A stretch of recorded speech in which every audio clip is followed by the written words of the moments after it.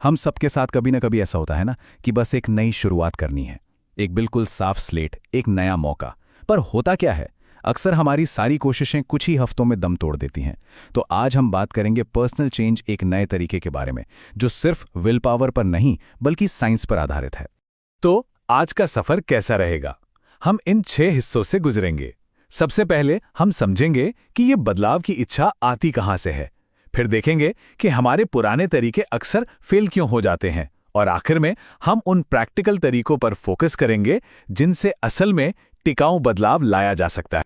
तो चलिए पहले हिस्से से शुरू करते हैं, नई शुरुआत की ताकत। इसमें हम उस साइकोलॉजी को समझेंगे जो हमें जन्मदिन, नए साल या सोमवार जैसे खास मौकों पर भी खुद को बदलने के लिए मोटिवेट करती है। इसे कहते हैं द फ्रेश स्टार्ट इफेक्ट, और ये एक असली साइकोलॉजिकल ट्रिगर है। होता क्या है कि नया साल, नया महीना या यहाँ तक कि एक नया हफ्ता, ये सब हमें एक क्लीन स्लेट यानी एक साफ पन्ने का एहसास देते हैं। हमें लगता है कि चलो पुरानी गलतियां पीछे छोड़ो और अब आगे बढ़ते हैं। तो सवाल ये उठता है कि अगर ये एहसास इतना पावरफुल है तो फिर क्यों हमारे ज़्यादातर रिजोल्यूशंस फरवरी आते आते फेल हो जाते हैं? बस यहीं से असली पड़ताल शुरू होती है। ठीक है, तो चलिए अब इस प्रॉब्लम की जड़ तक चलते हैं। हम उन 4 बड़े कारणों पर गौर करेंगे कि क्यों सिर्फ गोल सेट कर लेना अक्सर हमें निराशा ही देता है। जरा सोचिए, हर ओलंपियन गोल्ड मेडल जीतना चाहता है, हर कैंडिडेट नौकरी पाना चाहता है। तो अगर जीतने वाले और हारने वाले दोनों के लक्ष्य एक ही हैं, तो साफ है कि सिर्फ गोल होना ही जीत की गारंटी नहीं है। असली फर्क गोल में नहीं बल्कि उसे पाने के सिस्टम में होता है। इसे ऐसे समझिए, मान लीजिए किसी ने एक गंदे कमरे को साफ करने का गोल बनाया और कर भी लिया। कमरा अब चमक रहा है, लेकिन अगर गंदगी फैलाने की आदतें नहीं बदली तो कमरा तो कुछ ही दिन में फिर से वैसा ही हो जाएगा, है ना? मतलब गोल अचीव करना सिर्फ लक्षण का इलाज है, बीमारी की जड़ का। अक्सर ये सोचा जाता है बस एक बार ये मिल जाए फिर मैं खुश, एक बार वो गोल अचीव हो जाए तो सब सेट है। ये एक तरह का जाल है।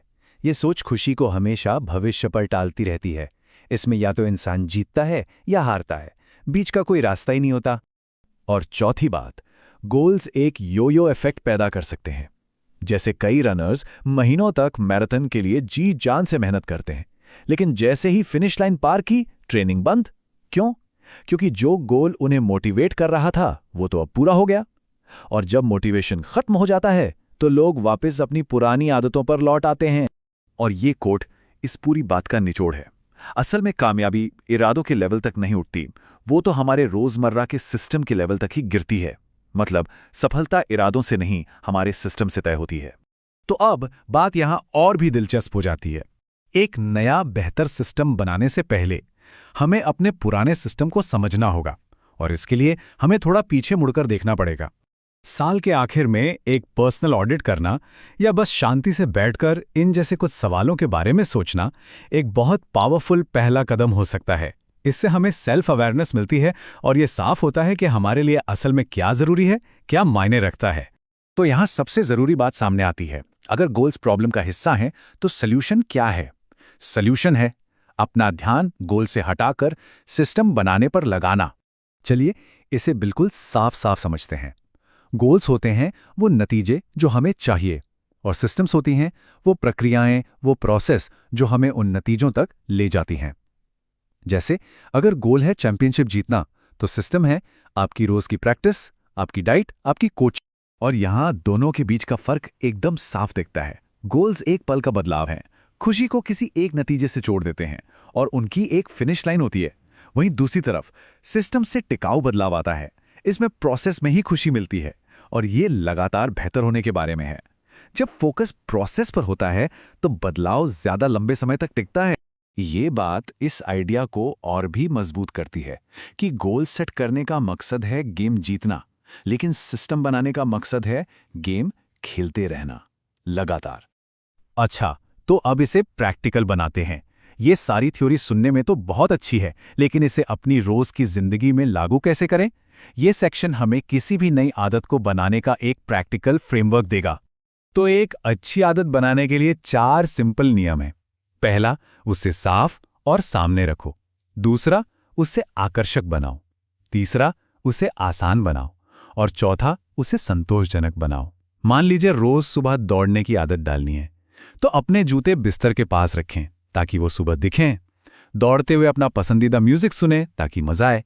शुरुआत सिर्फ 5 मिनट दौड़ने से करें ताकि मुश्किल ना लगे, और बाद में खुद को एक अच्छी सी स्मूदी पिलाएं ताकि अच्छा महसूस हो। और बुरी आदतों को तोड़ने के लिए बस इन्हीं नियमों को उल्टा कर देना है। पहला, उसे नजरों से दूर कर दो। दूसरा, उसे अनाकर्षक बनाओ। तीसरा, उसे मुश्किल बनाओ। और चौथा, उसे असंतोषजनक बनाओ। जैसे अगर जंक फूड खाना छोड़ना है तो उसे घर से ही हटा दो, उसके बुरे असर के बारे में सोचो और उसे खरीदना इतना मुश्किल बना दो कि आलस आ जाए।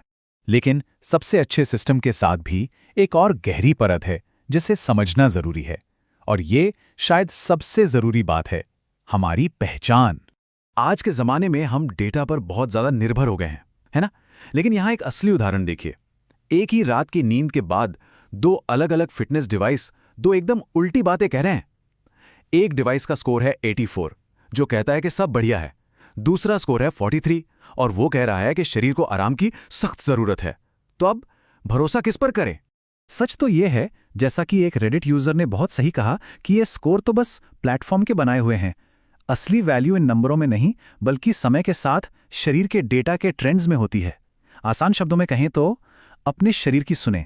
डेटा एक टूल हो सकता है, लेकिन ये किसी के अपने इंट्यूशन की जगह नहीं ले सकता।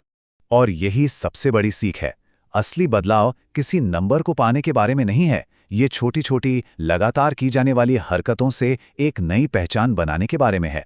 हर एक्शन एक तरह का वोट है उस इंसान के लिए जो हम बनना चाहते हैं। मतलब गोल एक रनर बनना नहीं है, गोल वो इंसान बनना है जो कभी रनिंग मिस नहीं करता। तो आखिर में ये सवाल सोचने वाला है, वो एक छोटा सा वोट कौन सा है जो आज डाला जा सकता है उस इंसान के लिए जो हम बनना चाहते हैं? याद रहे, बात बड़े बड़े कदमों की नहीं है, बल्कि उन छोटे छोटे वोटों की है जो हम हर रोज डालते हैं।